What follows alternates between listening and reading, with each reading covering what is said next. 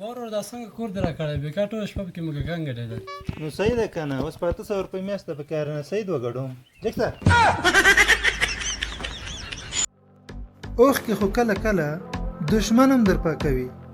دوست هغه دی چې پوزه در پاکه کړي. السلام علیکم ډاکټر صاحب. وعلیکم سلام. ډاکټر صاحب ښځې مې د وریځو سره قاشق هم خوړل ده، لږ زر راشه. دا د همدا اوس حرکت کوم.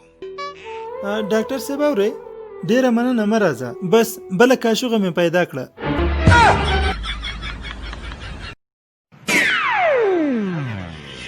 कभी उंगली मत उठाना बाजू तोड़ के रख देंगे गलती से जो ललकारेगा.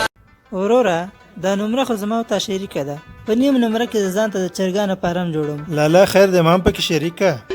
نه تا نه پکې شریکوم. ولې؟ نه مې شریکې، بس د نیمه نمره کې ځان ته د لیوانو فارم جوړوم. چې خواته یې ورشي د پچو بوی به ترې ځي او تخلص به یې لونګین وي.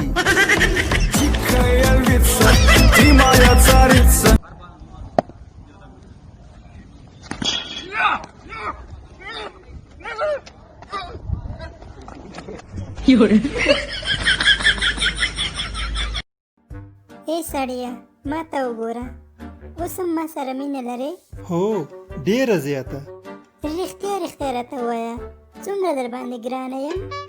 دومره را باندې ګرانه یې، زړه مې غواړي چې ستا په شان دوه نورې وکړم. वालेकुम सलाम. په خواشینۍ سره باید ووایم چې د واده په هوټلونو کې کومې چوکۍ ایښې وي، د هغو ښځو نه چې واده ته راځي ډېرې په پرده کې وي.